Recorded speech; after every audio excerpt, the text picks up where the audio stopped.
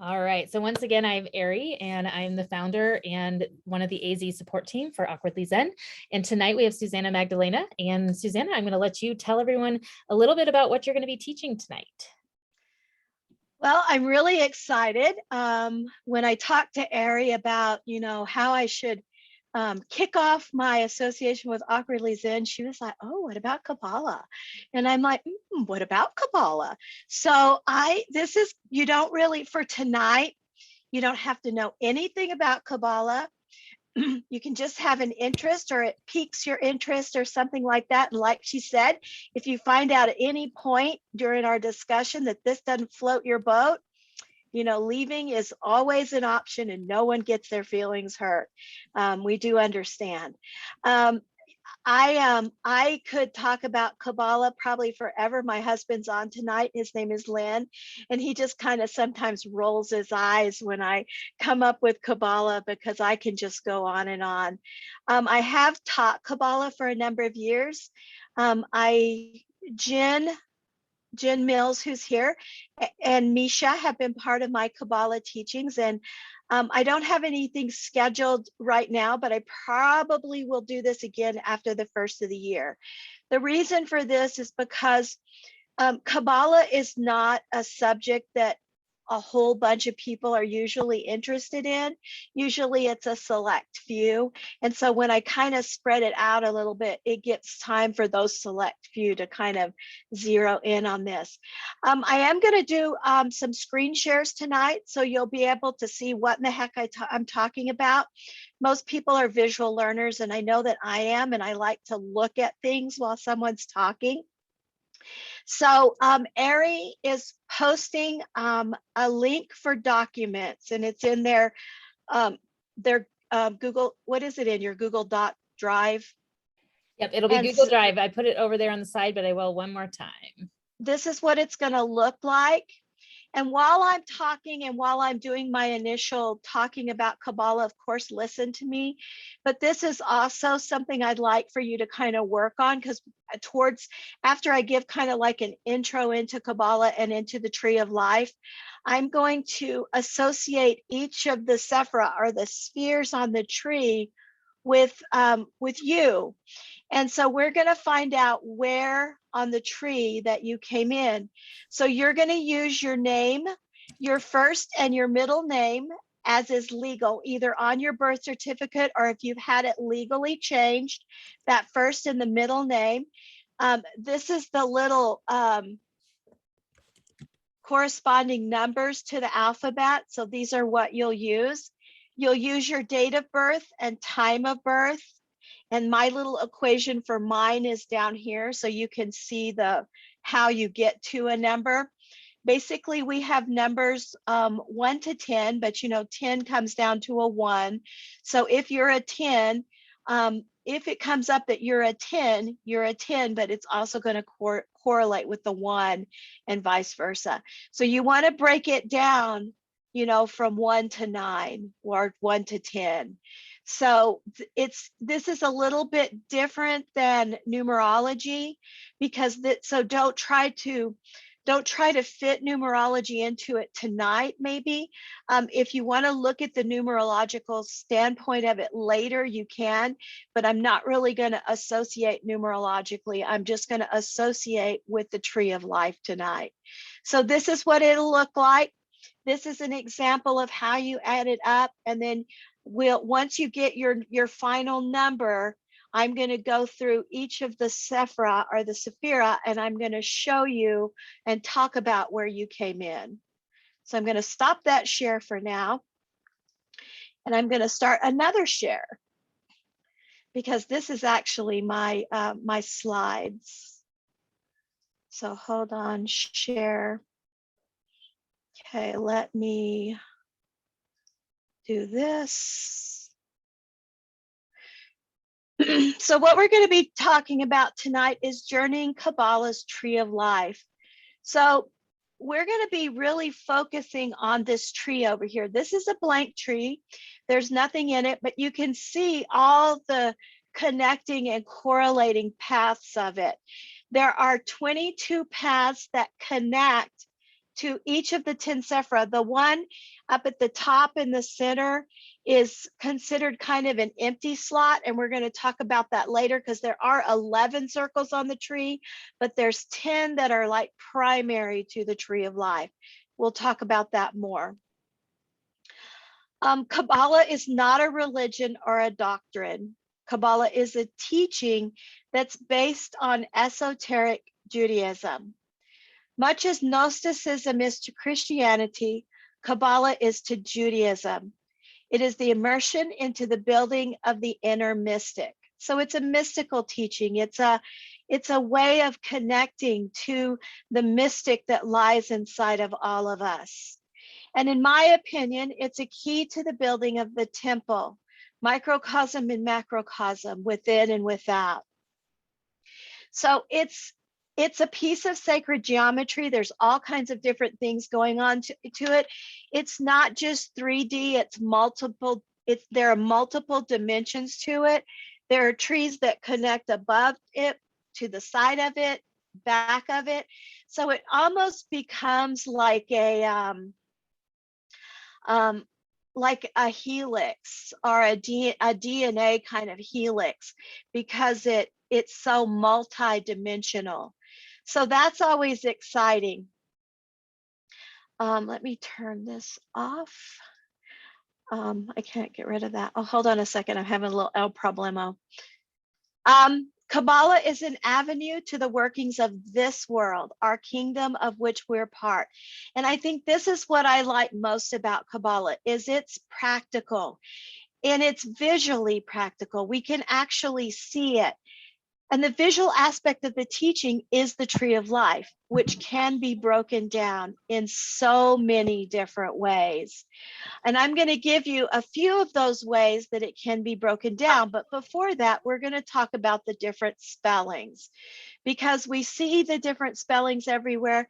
Each of the little spheres on the tree all have different spellings as well. If you research Kabbalah, you're going to find different ways to spell everything all over the place. Kabbalah with a K is based on Judaism. Kabbalah with a C is based on a Christian perspective. And Kabbalah with the Q is based on Hermeticism or high magic. So I do spell what I teach with a K, because I feel like that connects to the foundational principle into it. Now, do I bring in a Christian perspective from time to time? Yes. Like I consider the very heart of the tree, and we'll talk about the different sephira in a little bit, but I consider the very heart of the tree as a connection to like Christ consciousness. So it goes more into the Gnostic or the Gnosticism side of things, which, you know, is founded on Christian perspectives. Kabbalah with the Q, I bring that in as well. That's going to be your magic. That's going to be connecting tarot cards and crystals and numerology and things like that. All things associated with magic. So that I do include as well, even though I do spell what I teach with a K. The spheres, all of the little spheres that you see are referred to as sephira, plural, and sephira, singular. Each sephira is considered an emanation of God, or an aspect of the way God shows up for us in our world, spirit, universe, whatever you want to call it, goddess. But each of the way these show up in our world. There are 10 of these spheres with an 11th that's considered an empty slot containing each sephira in its perfected state. So each of the spheres has a light aspect, and it also has a shadow aspect. And so we have to remember that when we go into that 11th slot in the perfected state, it's showing the perfected state of the light and the perfected state of the shadow. So when we go into that empty slot, it's often considered going into the dark night of the soul, of moving into something that has the potential to be so revealing if we're willing to move through it and go through the other side. And like I liked how Ari talks about, we shouldn't should all over everyone. And I try really hard not to should, because, and I'm actually working real hard on moving that word out of my vocabulary. Yeah, because the should aspect is a very judgmental place that we place on ourselves as individuals, and then that we place on each other. And so should you happen to enter that place of the dark night of the soul, you may not go through it all the way the first few times. You may come out and go back down for more experience or more information. And, there's no should, oh, well, you should have made it this time. There's none of that. It's just, oh, well, it just wasn't the right timing. There is the aspect of divine timing in everything. And we, in this human existence, do have the aspect of choice and free will. Now, I talked about it's broken down in many ways. And one way it's broken down is into columns or pillars. The right and left columns are attributed to the columns of Solomon's temple. So you can really get deep into that if that's an aspect you want to research. That can be, a way you go with Kabbalah, as studying Solomon's temple and what that brought. But the left column, now this is projected in front of us. So we're looking at it kind of backwards. So, you kind of flip it sometimes where you're kind of standing in front of it. But the left column is related to Boaz. And this could have been on the other side of the tree as well. It holds the pillar of severity, destruction, and contemplation. And it holds a feminine vibration. So these three sephra on this side of the tree, that's kind of what they bring in. Now, the right column, or walk-in, is the pillar of mercy, creation, and action, and it holds a masculine vibration.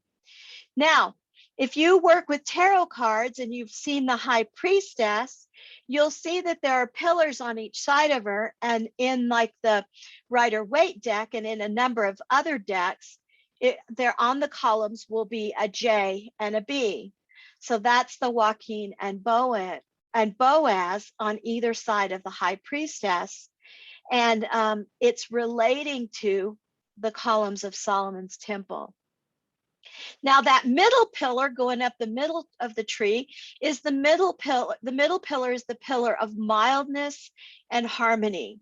One of the first classes I taught, someone was telling me, she's like, why can't we just go up middle pillar and just achieve everything that we want to achieve? And I'm like, well, we could. I want to, let me know if this works for you, because basically what the outer pillars are is the experience of humanity, the experience of this place that we live in, work in, and reside in.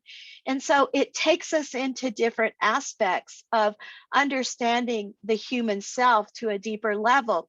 Whereas that middle pillar, if we just shot up that middle pillar, I mean, it would be amazing, but we would lose a lot of the experience that we're here for. So this is another way that the tree can be broken down into. It can be broken down into what are referred to as worlds. So the top three sephra on the tree, this is the world of Itzilith, and it corresponds with the energy of fire. So it's that fire bright vibration, that often just, it lights a fire under our butt. It's like, it gets us into that action mode. It's that place where we're going to make it happen. Now, I do have the middle, that empty slot sephra, I have it grayed out on this tree so that you can see where it is. So that's that little spot that we're talking about that's considered a non-sephra. It's called Dot, D-A''AT. And like I said, it's kind of that dark night of the soul. And once we go in that bottom part of it, sometimes it just seems so dark that we just can't figure out how to make it through. And sometimes we come back down and we go back into this world of Bria and try to figure it out. And then we may go back in again. And finally, at some point, we'll come out the other side. And when you come out the other side, you're new, you're reinvented. It's that fire energy, somewhat like the phoenix, like we've refledged ourselves. This middle world, these three sephira in the middle world, are the world of Bria. And this corresponds with the energy of water. So this place is very emotional. It's very, it's the place where the shoulds are and maybe should not be, but it's where they are. It's where we are trying very, very difficultly to move out of past conditionings, to move out of anything that keeps us locked in drama or into that aspect of beating ourselves up, you know, of feeling like, you know, we need to, you know, flog ourselves, you know, for redemption. It's that's what it's all about here, so that we can move from that place to the other side. Now, in this world, in the world of Bria, the one in the very center is Tifrith, and it's considered the place of beauty. This is what I associate with Christ consciousness. It's the heart of the tree. It holds a very gold vibration. And then when we move up into that tree, into that left part, we move into what's called Gavura. And Gavura is that place of severity that really challenges us. But what we're trying to do is move across that to the right side, to that place of Hesed or Chesed, that is the place of mercy and compassion.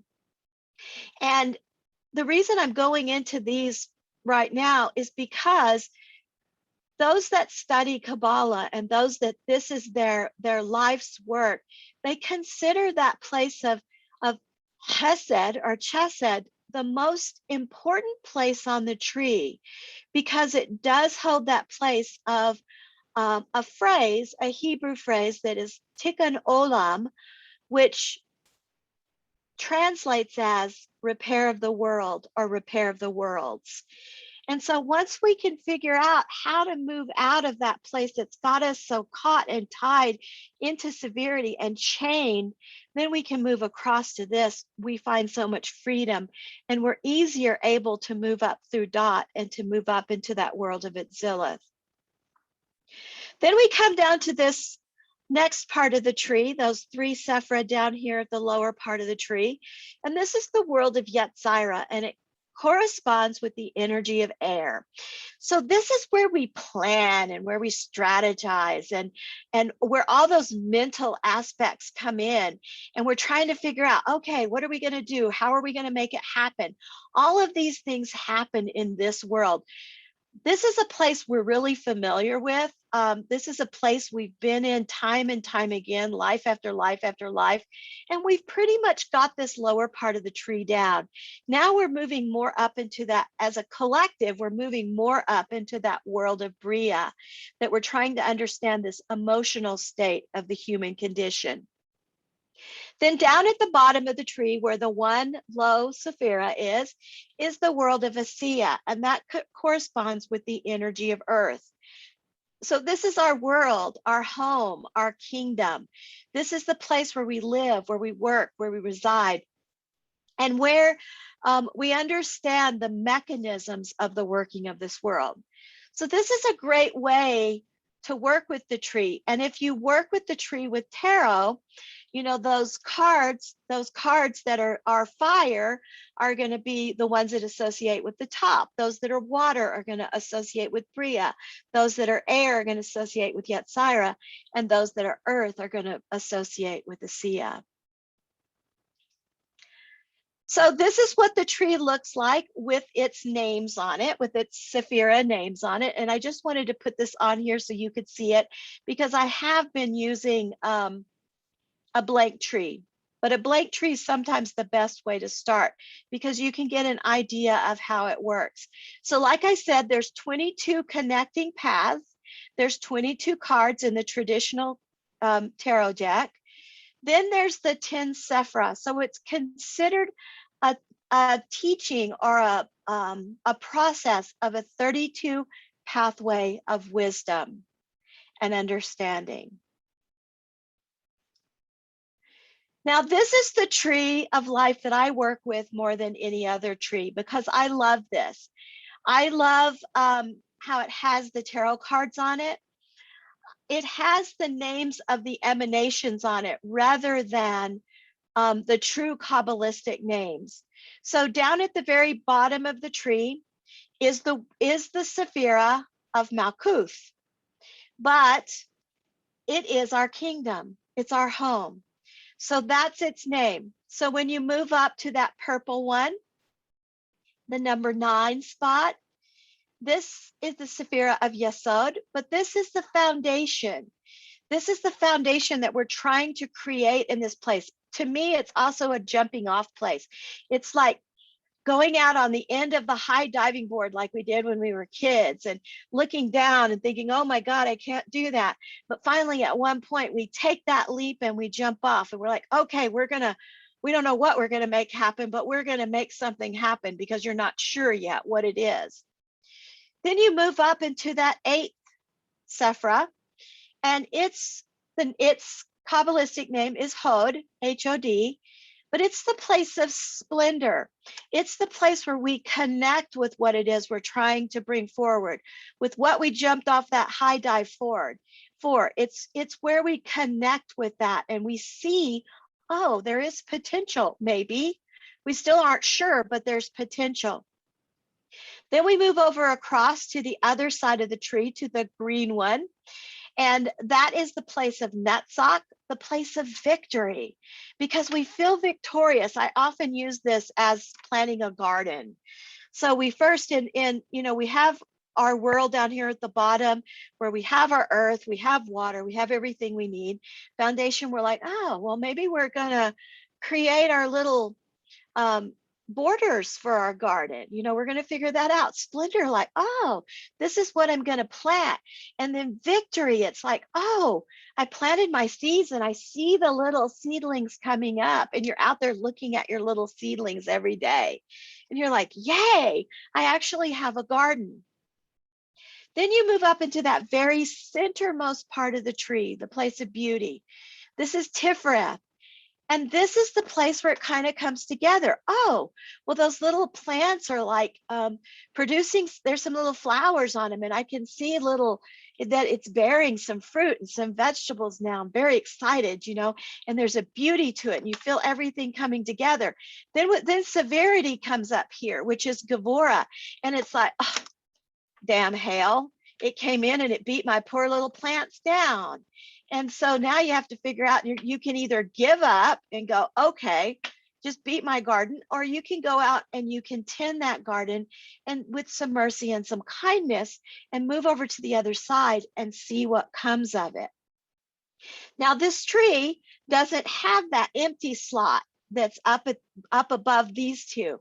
So you would have to go through that to come up to the black circle up here in the top left. That's a place of Bina.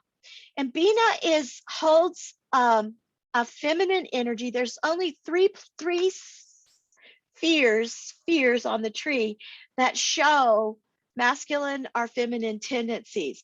The kingdom down in Malkuth is a feminine energy. Up here in Bina is also a feminine energy. And that feminine energy births understanding. Then we move across the tree and we connect with Chokmah, which is the wisdom. And that's that divine masculine energy. When that wisdom and that understanding come together and merge, creating one united vibration, we move up into that creation point of the crown at the top of the tree. Now, this visual of the tree is from the BOTA.org. The BOTA is the builders of the Adonam, are builders of the temple. Adonam means temple. You can go on the BOTA.org and there's all kinds of information. There are posters. They have tarot cards that you actually color. They have all kinds of things. And I did color a set of cards years ago. And when I colored them, I saw things in the cards I'd never seen before, little tiny details because you're coloring them. So it was a kind of a fun thing to do. But they have this tree on a poster. You can get small posters that are like $8 up to like a big giant poster that probably is $12 or $15. Nothing's very expensive on the BOTA. So it's a good place to learn more. There's also books. There are teachings that can be mailed to you weekly that you can subscribe to. There's all kinds of different things that the BOTA.org offers, and I love their site. So this is the tree of life that I'm going to be referring to this evening as we talk about where you came in.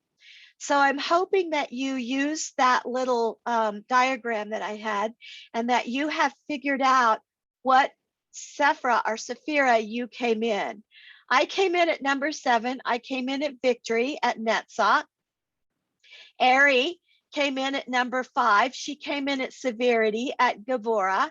And, you know, when I look at these things and I see these in people, it's like, I'm like, oh, and like I told her, we did a 32 path reading for her. And it was like, when I saw where she came in, I wasn't surprised. I don't know a whole lot about her life, but I know enough to know that that's been a place that she's figuring out how to work with and how to move out of and to make that energy work for her.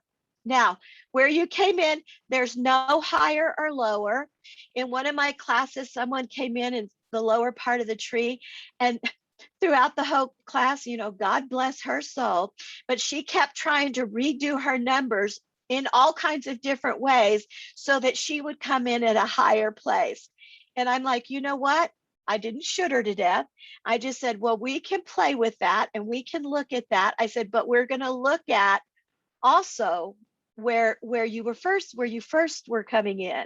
And by the end of the class series, she goes, oh, I understand now. So, you know, sometimes we want something, but it doesn't really work out that way. But nothing's higher or lower. Every single aspect of the tree offers its challenges and it offers its strengths. So that's what it's going to show you. So for you people who came in at a 10 and a 1, that then moves down to a 1, you have that connection with the as above, so below. You have that connection with our earth vibration that you can be really, really grounded in that. But you also have a connection and an understanding and wisdom of how that connects with spirit and how to bring those together on this earth plane.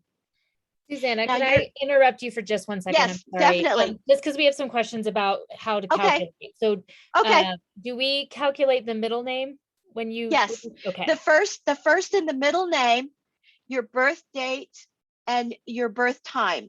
Okay. If you don't have your birth time, just do it with your birth date.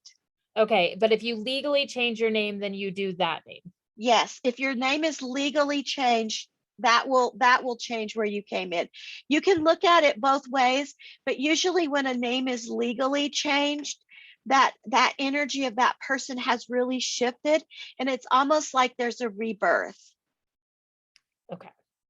Yeah. So you can look at it both ways if you want to, you know, for people that have had their names legally changed, look at it both ways. You'll probably see where you have been and you'll see where you are now. Okay. And for legal changes. John's saying he doesn't know the number for AM. I don't believe there is a number for the AM or the PM. Is there?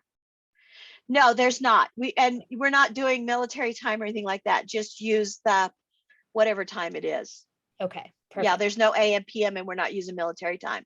Okay, awesome. Thank you. Okay. Yeah. Good questions. Always good questions. And that's one thing when I first actually, this was a meetup that Lynn and I went to years ago. That was Kendara's meetup. It was probably 15 years ago. And we woke up one morning and one Saturday morning, and I just looked and I'm like, oh, well, and it was January, and and there was like a meetup about pulling tarot cards for the year. And so Lynn and I were like, oh, well, maybe we'll just go to that. And so we went, and you know, it was just kind of a fun thing for us to do. And the woman at the end of the thing she was doing for Kendara's meetup said, well, that she had a Kabbalah course that was starting in like the next month. And I had been looking for a Kabbalah teacher, and it was like, whoa, it just happened. And one of the things she said was, she said, one of the prerequisites of Kabbalah is that you question everything. And again, whoa, I found my home. You know, it was like, oh, I have permission to question everything. So, you know, questions are an integral part of this teaching, to question everything. So I love it when questions come up. Any more questions popping up that I need to know about, Ari? Oh, somebody raised their hand. Yes, I did. Okay, I question. think I ran in late, and you're running at light speed, so I'm kind of having a hard time Oh, following you. Sorry, I do run at light speed. Yeah, slow down a little bit if you don't mind. Okay. Because I'm trying to figure out, okay, how do you calculate your name? How do how do you figure in the birth time and stuff like that? You just Okay, gave us one big formula and did not explain it. So There is hey, Eric, hold on one second, Susanna. Okay. Eric, I'm sorry, bud, but you did come in a little bit late, so that's a tough one. So if you want to make sure that you're staying with it, I would love for you to join us at the beginning. There is a link in the chat to some documents, and you can absolutely go there and figure that out. So Susanna can slow down just a little bit. However, she's just trying to cover a whole lot of things. We are recording this, so you will be able to watch it again. okay, well, Awesome. all right. I had some network issues, so it wasn't my fault. So That's what, no, I'm not, no judgment. Just wanted to make sure you know. Well, that was the energy So- that I got, so that's why I said. So anyways. Okay, Yeah. Eric, I appreciate that. So there is Okay. a document you can click on that will pull up the equation of how to figure the numbers for to figure out where you came in. And like she said, this is going to be recorded. So if you don't get it right now, you can watch the recording later and you can see where you came in. So this 10 and this 1. So if you're looking down here at the 10, what I do is I look, okay, so this is our earth plane. And there are people who operate in this earth plane amazingly. They understand how it works. My brother's one of them. He understands the workings and the mechanisms of this world. He refers to life as a chess game. So he's constantly moving those pawns around, seeing how it's going to work. Now, he is very successful financially. He's very successful in his business. He lives in the penthouse downtown Denver in the glass house. So and there are people who truly, truly have that down, how the workings of this world work. And that's important to him. Now, is this important to everybody? No. To that degree? No. His world is kind of stark and sterile.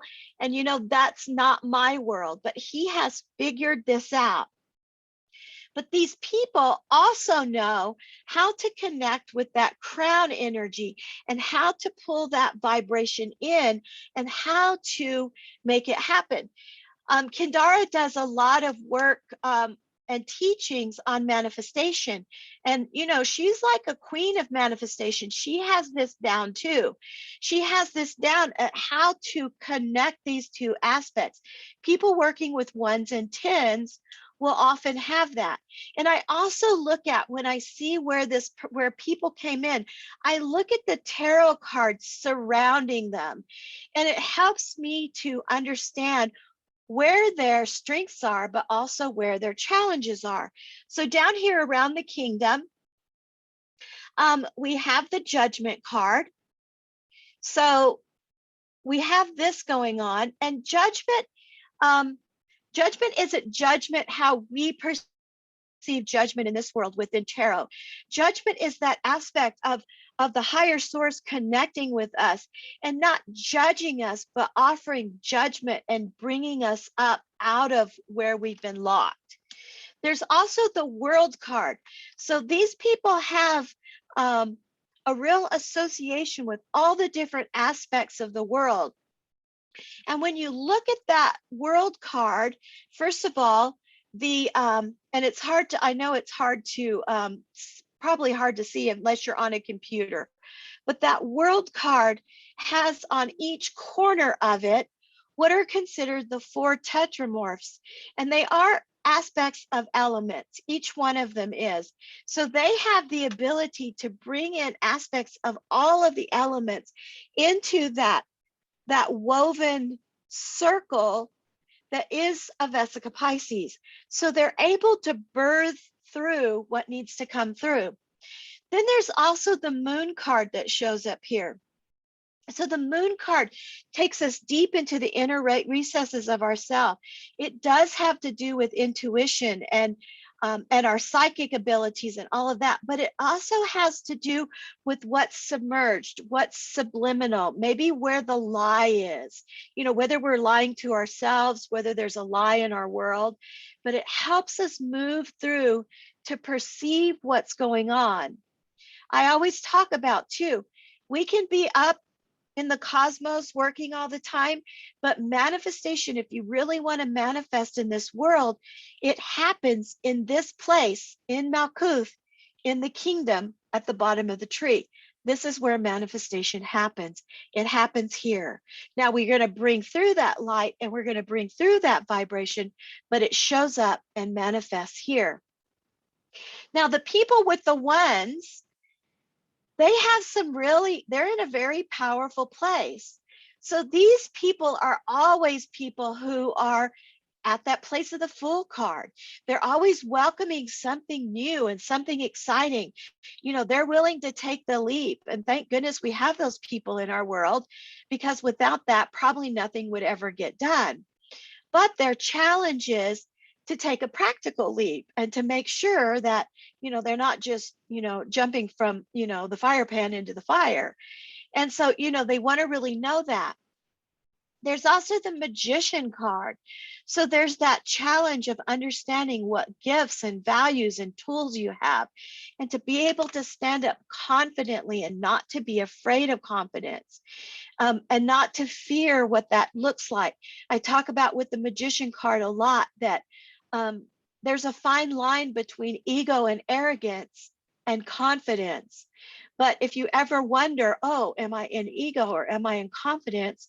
Well, one of the checks you can do for yourself is confidence is all serving. It serves you, yes, but it serves the good of all. Ego or arrogance is self-serving. It just serves me, me, me, me, me. We're human. We get into that from time to time, but that's a check you can do.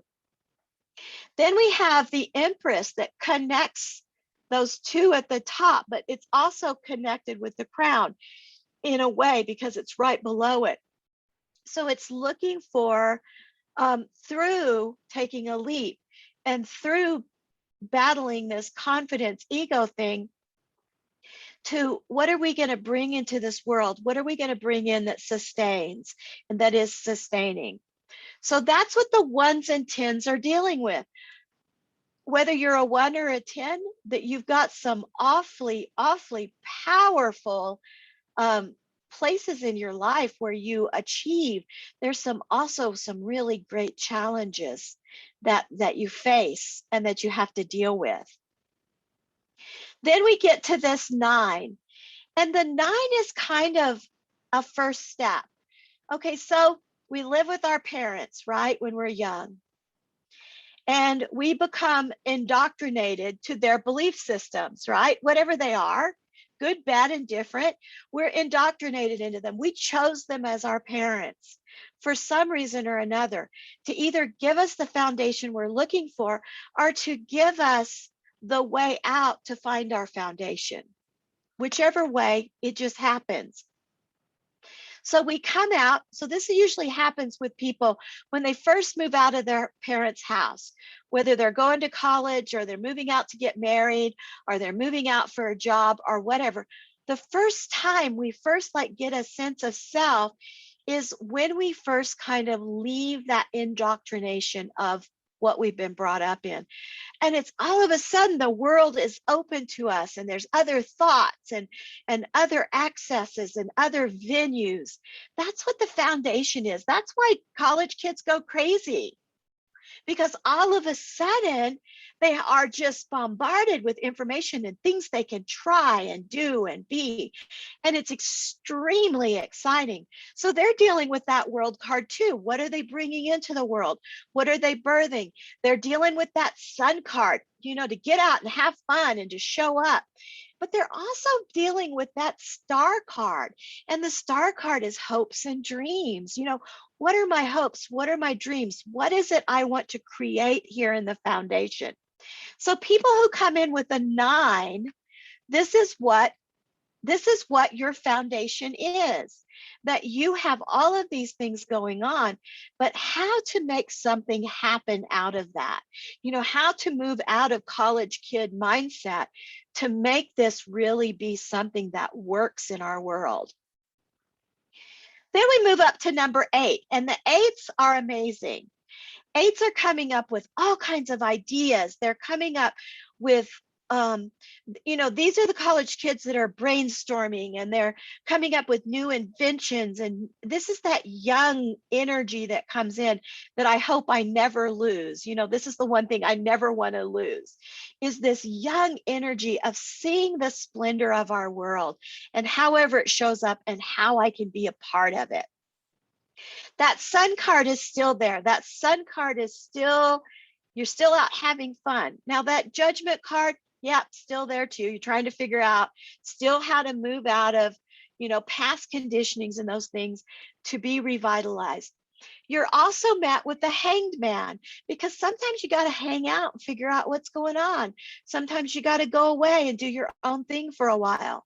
That devil card shows up. Oh, what are we faced with when we're young? All kinds of things we're trying to break out of and create our own way so that we're not chained to old indoctrination.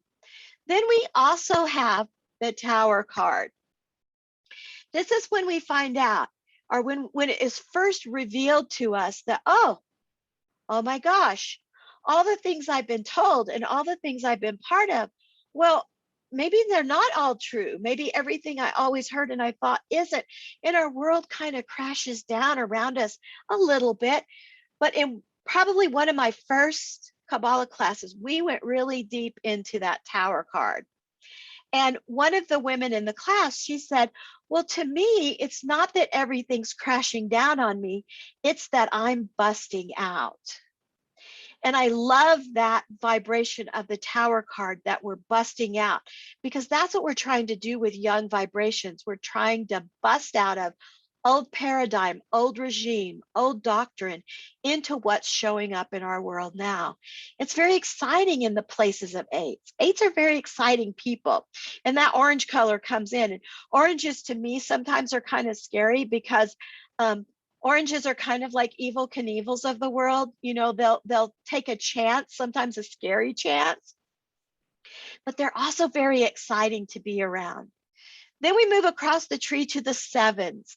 So if you came in at a 7, this is where you'll fall in victory or Netzach. This is where I came in. And it so fits. And actually, when you look at the ones across from each other, they support.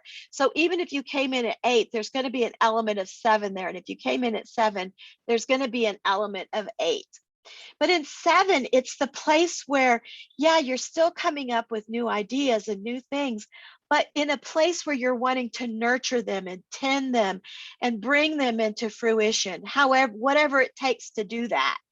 You're willing to look at that moon card and to go deep within and to see where maybe you've been lying to yourself, maybe where you haven't allowed yourself to see the truth about situations you may be in or working through.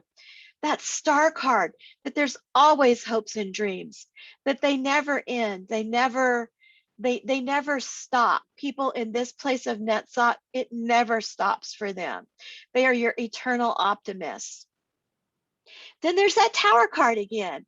Again, it's that busting out place, that place of revitalization. Then there's the Death card. Let it go. Not only let it go, but let it die. That's what that Death card brings us to. Then there's the Wheel of Fortune.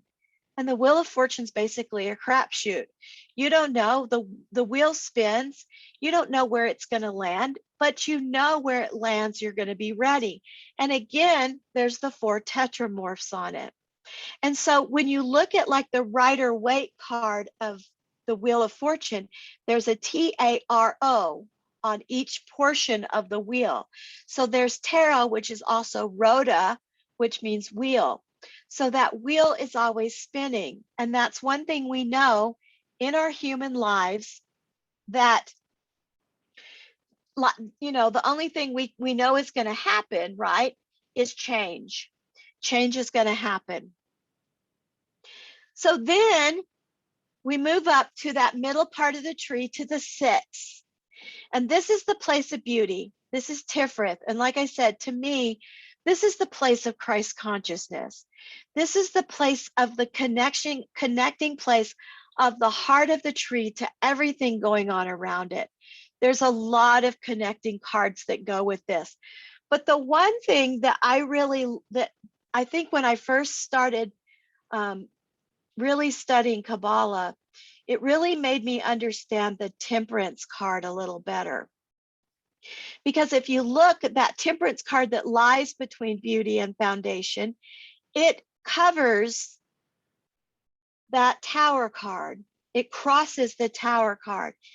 And Temperance to me is the most alchemical card in the deck. And so these people in the place of beauty hold this vibration of alchemy within their being. And they can make something wonderful out of anything. There's also the Devil card and the Death card. So they're moving past of all these preconditionings. They're letting it go. They're letting it die. Then we have that Justice card. They're trying to figure out where there's justice in all of this. Where does that Libra aspect come in that balances things out? You know, how to figure that out. Then there's the Hermit card. And the Hermit is there holding that sage wisdom and holding that light so that we can see it through all the things we're working on. Then we've got, oh my gosh, we've got so many cards, but those are probably the main ones I'm going to talk about in association with beauty right now. Those are probably the integral ones for beauty. So keep that in mind. Now, if you did come in at a 6, you're also going to look at the Emperor, you're going to look at the High Priestess, and you're going to look at the Lover card, which we're going to talk about more here in a little bit. But you're going to connect all the cards that kind of connect with that sphere. So if you came in at a 5, which is this where Ari came in, this is a place of severity. This is called Gabora. And Gabora challenges us. It challenges us past where we are, hopefully that we can see the way out of what is severe in this world and in our lives. It gives us a supreme opportunity to move past drama, to move past, and to bring us fully into worthiness and to stop doubting our value and that we have something to offer in our world. It sounds like such an awful place to be, but it's really not, because it's such a teaching place, but it can feel awful when you're in the middle of it. So the thing that, like I talked about a while ago, that the people that are in the 5, they're trying to figure out how to work out of this. And what happens when they do is they pop over into that 4, into that mercy. I've been shown for a number of years that humanity has been in this place of beauty and below as a collective for eons of time. And that we have this bottom part of the tree down. We know how it works. We get to a certain place, you know, like the Tower card or the Devil card or the Death card. And we're like, oh, hello, my old friend. I know you well. Been there, done that. I'm going to get through this. But this part of the tree up here in Bria is a place where many, many who are in life at this time are finding to maneuver through, and a lot of us for the first time. So there's nothing in your Akashic records. There's nothing in anything you can go back on to draw on to find information about. So this is why a lot of us feel so lost a lot of times about how to move through this and how to make it happen. It's because we as a collective and as individuals, a lot of us are in this place for the very first time, or maybe not actually in this place for the first time, but really understanding this place for the first time. Like I said, this is the emotional part of the tree. This is water. So everything's fluid. Everything is like moving. I've also been shown when I channel that the human existence is the only place the soul experiences emotions. So it's a very it's a trial and tribulation kind of place, but it's really getting us ready to move up further into the tree. So this place of severity, when we meet severity, it's a place where we are challenged. You know, if we have addictions, it's challenged in this place to continue to see our way through that. If we have challenges with relationships, it's in this place we are moved to move past that. You know, anything that comes up for challenging for you, this is a supreme opportunity in this life for you to move through it. If you are a 5 and you came in on this and you wonder why you've ever had so many challenges in your life, well, sweeties, you picked it. But you picked it so that it would give you that challenge. You were like, okay, I want to be challenged in this life, and this is where you're going to come in. You have to learn how to work with that hanged man energy and how to let yourselves just hang there and be.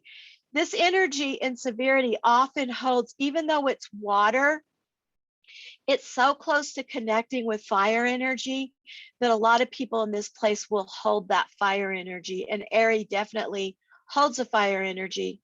You're working with that judgment card, and you're trying to figure out, is there a God? What does God look like? You know, and weighing everything out to see how it all works and how it all fits. You're working with that chariot card, and that chariot card, it's going to move you fast, but you have to understand and realize you hold the reins. You can slow it down when you need to. You can speed it up when you need to. It's learning how to moderate. Then connecting that severity point with mercy is the strength card.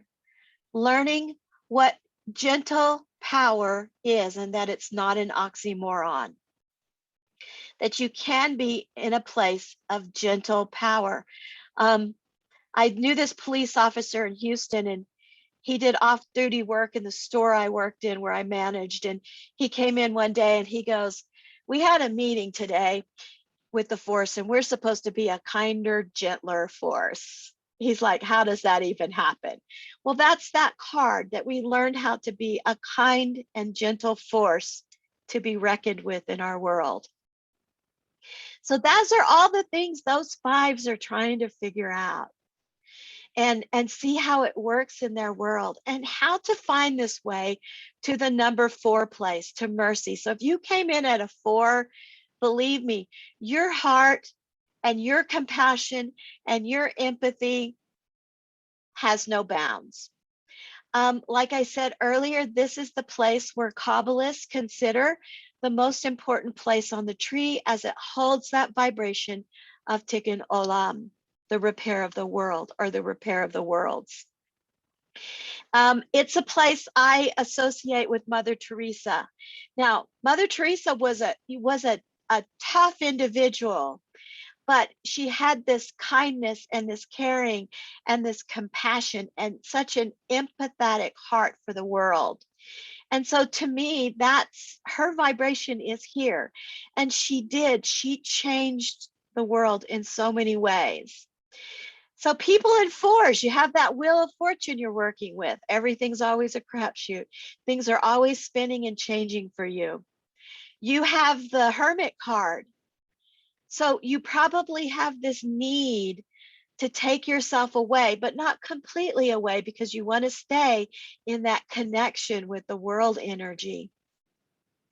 You're working with, now in Gavura, they're working with how to be gentle within a gentle strength. You are working with the strength part of how you're already gentle, but you're working with how does that show up in strength. And then you also have the Hierophant. So there's always teaching, and there's always the aspect of the teacher within you. You're a sponge. You soak things up and you soak things up and you soak things up. But then what you soak up, it also is going to show up as you become the teacher as well. So those people in this place of mercy, they also have their challenges too, of understanding how to show up in strength, how to show up in who and what they are, and to, not be a wet blanket, and not to, think that you're a doormat, because you're way more than that. You're an integral part of our world. Then we come up to the threes, and this is the place of Bina, or understanding. This holds a really strong divine feminine foundation here. It holds the place of birthing, what things are being birthed into this world. So we have the Chariot card that's always in constant movement, constantly bringing new things in, new things in. And that Lover's card comes into play here. That Lover's card connects with beauty, with Tifrath as well.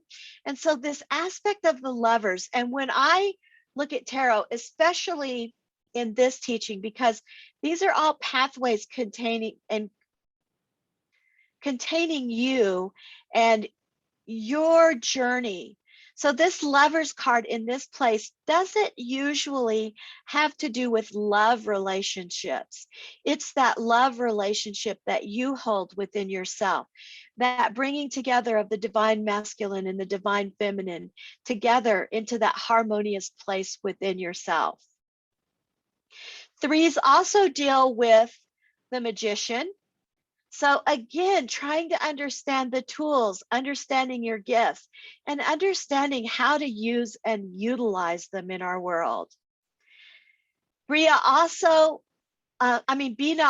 connects with the Empress, that connects over on the other side of the tree.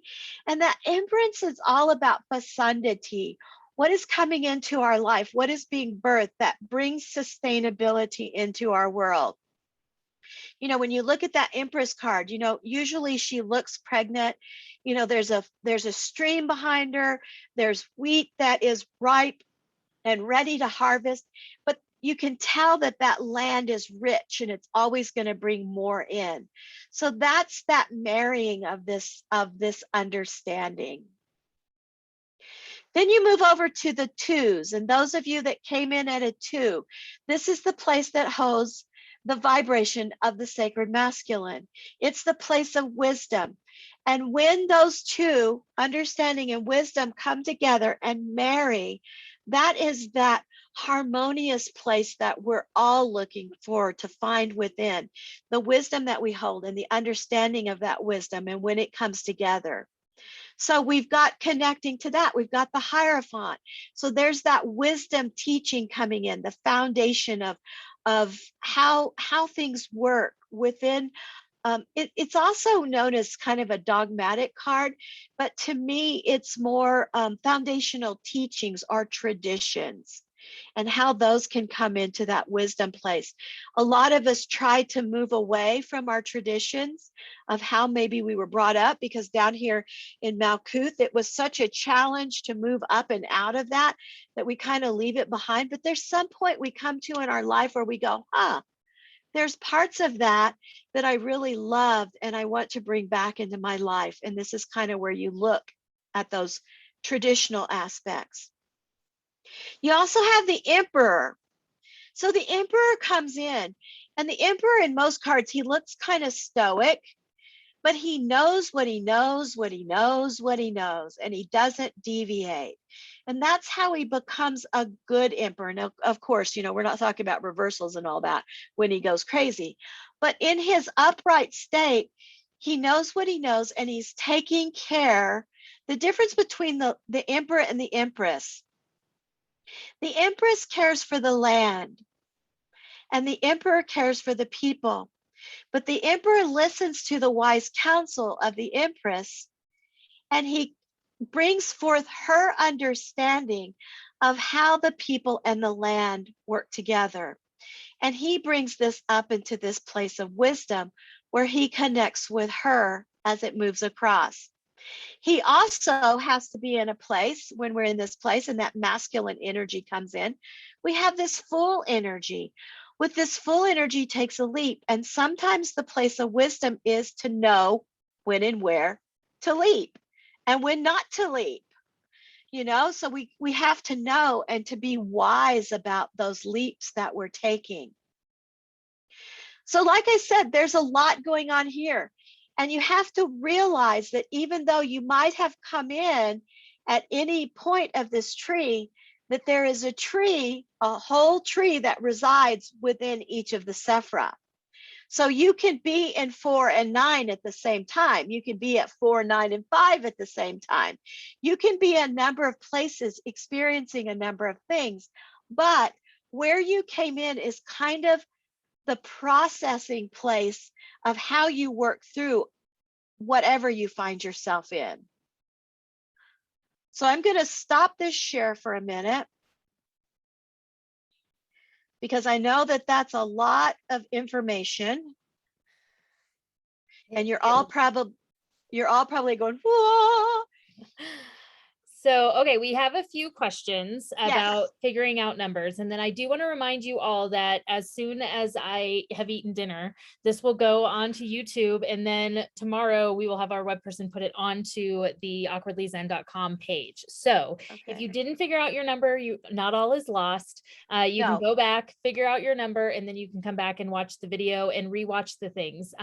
This is a huge topic, It is. And so thank you so much, Susanna, for trying to take it on. This is an opportunity to get a taste of it and see if it's something you want to explore more. This is by no means a saying you were going to walk out of here having any clue how to figure all of this out. And let me just say again, and I had put it over in the chat, but I'm going to again.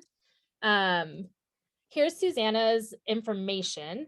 And she's going to talk more. She's not done talking, but I want to put that over there because if you are like me, when I get overwhelmed, I shut down. So what happens is I say, Susanna, please go through this with me. And then she did this beautiful reading and did it all for me and talked me through it. And that was very beneficial. So it does help. I will tell you a funny little story before I talk about these numbers. This was a lot of years ago, but I got an email from this person and she goes, I am part of what was the word she used? Some kind of a religion group. And she said, my topic that I'm supposed to present is Kabbalah. And she said, I have no clue how to present it. So I'm reaching out to you to see if maybe you would come to our group and present. And I said, sure. And then I looked up the group she was part of, and it was part of a really kind of fundamental Christian group. And so I wrote her back and I said, I don't mind presenting to this group, but I want you to know there's all these different aspects that come in, like tarot and things like that. And I said, first of all, I don't want to offend anyone, but I also don't want to be tarred and feathered either. I don't want that for myself. And she goes, oh, no, we're completely open in whatever you share, whatever you do. And I said, how long do I have to present? She said, 20 minutes. I said, okay, you talk about motor mouth. I got a lot in those 20 minutes. And when I got finished and Lynn and I were walking out, I'm like, I got a lot in. He goes, yeah, I don't know how on earth you did it. But it wound up being a really, really beautiful group. But okay, we're going to go to these letters here. So what I usually do is I get a piece of paper and I write out across the top the first and middle name, and then I put the numbers under each of the letters and add those numbers up. So like my birth name on my birth certificate is Tammy Ann, and it adds up to a 4 plus a 1 plus 4 plus 1 in Tammy, and then Ann is 1 plus 5 plus 5 plus 5. That equals a 10. the first one, you know, the 4 plus the 1 plus 4 plus 1 is a 10 plus 16. I don't even know how I got this. 10 plus 16, okay? 26. I don't even know what I'm doing here. What am I doing here? This is my little example I give to people, so don't be, this is kind of scaring me. 26 equals 1 plus 7 equals 8.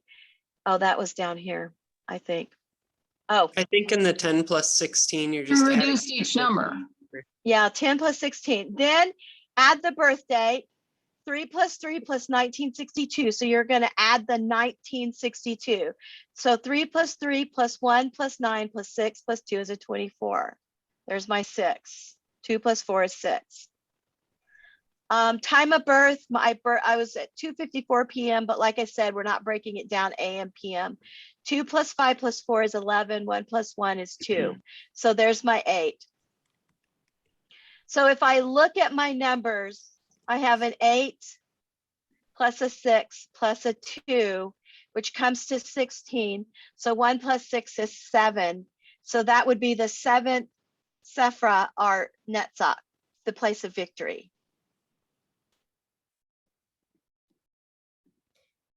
So yet again, it is a lot. And if any of you came to our numerology talk, it was the same thing in that we had to go back over it multiple times because yeah, it's hard for some people, like this girl right here. Yeah. So leaving that up there for a minute. So it is first and middle name. Yes. Yes. Okay. And not last name. Not last name. Okay. And then if somebody doesn't have their time of birth, what should they do? Just leave it off and look at where you came in from that. If you get your time of birth later, you can add it on. There's some people who really, they don't have a birth certificate. They don't have anything. Some people just really don't know their time of birth. Okay. And that's okay. So just, you can get us, because there's a reason for that. And I just trust in that. Okay. So don't get too caught up in that. All right. And then we had a question. So you do not squish down a 10 to a 1, right? A 10 is a 10. Well, the 10, you're going to look at the 10 and you're going to look at the 1 because 10s are going to be that Malkuth, but they're also going to connect to Kether at the top of the tree. So 10 is going to be their primary, but they're also going to look at the 1. 10 and 1s are kind of their own little ball of wax. But that's if it's the very last number that it ends up at a 10, right? Yes. Because at the very beginning, you did reduce your 10, like yes. in your name. So yes, you do yes. reduce those 10s. Until you get down to your final. And then if it's a 10, then you're going to look at that 10 and that 1. Okay. And then we had a question about the records. You talked about the Akashic or Akashi at some point. Yeah. And I need to figure out, can you explain a little bit more what those records are that you mentioned? Oh, okay. The Akashic records are, you know, it's kind of hard to explain because it's very esoteric, but the Akashic records is a place within universal presence that holds the accountings of every experience of every life you've ever had in any place or space in the universe or the cosmos. It holds that information of everything you have ever experienced. And there are people who teach about the Akashic records, and here on Awkwardly Zen, Jason Antelek does a monthly, doesn't he do a monthly? Yep. Does he go into the Akashic in his monthly? Sometimes. Yeah, it Yeah, just depends on what sometimes. he's teaching. Yeah. He's also known as Akashaman. So yeah, he's the Akashic record guy. He also has presented for Kendara Laro's group before too. But it's a place that holds all of that information. We work in the Akasha all the time. And we may not even realize it, acknowledge it, know it in the conscious state of being. But we work in it when we dream. We work in it when we're working things out in our physical world. sometimes when you pull in something, some information or a piece of something you're trying to work on, and you're like, I don't even know how I came to that. I don't know how that even happened. I didn't even know that or anything about that. That's usually when you're drawing on information that your higher self is bringing in, that's connecting you and associating with the Akasha, which is kind of the Akasha is kind of the etheric place, but the Akashic records are the place where the records are held. And for each person, this kind of looks different, when we those of us who have traveled to the Akasha and we have gone into our records, it kind of has a different look for everyone. I do sessions where oftentimes I'm channeling, but the guide is taking people into the Akasha and letting them experience it and understand how to get there on their own. Other people teach how to get there on their own, how to access your records, how to go in and find these places and these spaces that you're looking for to gain answers. But you have to understand, this is going to pertain to everything that you've already experienced. If you're embarking on something brand new, which is kind of what I was associating it with in regards to the tree and that world of Bria, is that a lot of us are entering into a place right now that we have never experienced before. So yes, what we are experiencing is being recorded in our records, but it's not like something we can go reference like we can do other things that we've already experienced. All right. I hope that helps a little bit. So we have a couple more questions. Thank you on that. How does the Tree of Life and Kabbalah coordinate at all with shamanism or Buddhism? Does it at all? It does. It can. And you can associate that. I remember I had someone in one of my classes that follows a very Vedic path. And she goes, oh my gosh, I can see my path in the tree, as she went through. I'm going to stop this. Hold on a second. I want to do something else really quick. Let's go back here. I'm going to go to this.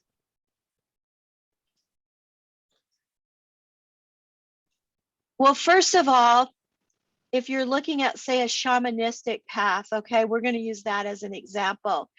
You can definitely look at the worlds and their association with the elements. And so down here, in this energy of earth, this is going to be your element of earth. And so you're going to bring in all of those aspects earth related within a shamanistic path. You're going to bring in, probably, like if you're looking for totems, bear or something like that, you're going to bring that into the teaching here. There's also crystals you can associate with it, which can definitely follow a shamanistic path as well. But just that association with the elements is very shamanistic. Then you move up in this energy of air, and you're going to bring that shamanistic aspect of air, of the eagle, of flying with the eagle, seeing with the eyes and, flying above the storms with wings of eagles and seeing through the storm and seeing with those. So you're going to pull that in this place. Then if you move up into this area of Bria, or that energy of water, the shamanistic path would pull in, that energy and element of water, and pull in, the dolphins and the whales and those elements that come in with water. And then up here, hang on, I went back to this. And then up here in that fire energy, you'll pull in that element of fire, and you'll pull in the salamanders, and you'll pull in all of those shamanistic aspects associated. So you can bring in any sort of teaching into this. And one of the words to use if you're looking online to correlate things is correspondence or correspondences. So you can type, like in Google search, Kabbalah and shaman correspondences. You can type Kabbalah and crystal correspondences, Kabbalah and astrology correspondences, because they all lie within the tree. You can find that information in different aspects of teachings. Awesome. Thank you for that. I Does love that help? the resources you're giving. All right. So one question, this is a big one. Big So one. we have a member who has very clearly been shown and knows that she is a walk-in. Okay. And so when she does her numbers, it does not correlate at all. So is there any suggestion you might have for how she might find her number? Is there like pendulum work maybe, or something like that? When the walk-in came in, who is it that's the walk-in? They would rather not. Okay. One of the things that happens a lot of times when a walk-in comes in is perhaps your name might change, or even that date at the moment you it was verified to you that you were a walk-in. You can go with that date and that time. A lot of times the name changes too. Your name might change, or a name you associate with, even though you may go with your old name, but the name you associate with might be different. So all of those things, if they shifted at the time that this is the thing, I'm not a walk-in, so I can only talk about this from what I've heard from other people. But at the time that when the walk-in comes in, it kind of takes a little time sometimes for it to firmly establish and to firmly be in place. And once that happens, usually that's the date. And if you don't have the exact time, that's fine. But usually walk-ins have a knowing of that date. And a lot of times the name will shift. Okay. I hope that helps. That's a tough one, but if you're a walk-in, I think you deal with a lot of that. Yeah, there's a lot I think that's not really understood about walk-ins. And like I said, because I'm not a walk-in, I can only go by what I've been told and what I've heard and what I've read. Yeah, and thank you for that. So Lori was asking how long the special pricing will last, but as you're answering that question, I'd also love you to talk about the reading that you do, because this is pages and pages of reading that she did. So when I say, like, I've had a lot of readings, she got a lot of readings. And Susanna and I go back to the beginning of my journey, and I have a lot of respect for her. So when she said, I have this reading that has to be done for you, I was like, absolutely, we've got to do it. But I tell you what, you guys, I have come back to this reading multiple times and seen how it correlates with other readings. So I do want her to explain a little bit what it is, because I love a good detailed reading. Yeah, good detailed readings are awesome. So this one, I call it the 32 Path Tree of Life reading. I normally charge $150, but for this group, $124, and 50% of the proceeds are going to go back to Awkwardly Zen. So that is one thing that I'm doing. Lori asks, how long will the price last? I'm going to say, let's say through September. Okay, so that gives people time if you need to save money or that kind of thing. Also, regarding money, I am also more than willing to work with you on maybe if money's an issue of maybe splitting the payment up. So, money always with me, if money's an issue, talk to me, we can work things out. Now, about this reading. So I go through each of those 32 connecting paths. I associate where you came in. I look at that first, and then I go through each of those sephira and I connect it. I don't do the actual reading in person because it takes a long time. And so, it's usually a 2-day process for me. And I will type it all up like she was just showing you. And then after it's finished, what I do is I get together with you via Zoom and I send you a copy so that you have one in front of you. I don't send it early. I send it right before the Zoom meeting because I don't really want you it's not that I don't want you looking at it. You're not going to really understand it until I go through it with you. And so I go through it step by step, and I talk about how it breaks down in worlds, how it connects with what it is you're trying to do, where I see that you're being challenged right now, and also where I see that you can step up to the plate and really step into your divine self, your authentic place of being. So if that's something that interests you, that's really what it's about. So if you have any other questions about it or anything you'd like to talk to me about, please pop me an email. I don't put my phone number on here because those that know me know I'm really bad with the phone.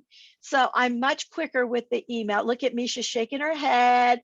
People that know me know I'm bad with the phone. So pop me an email if you have any questions. I can answer those for you.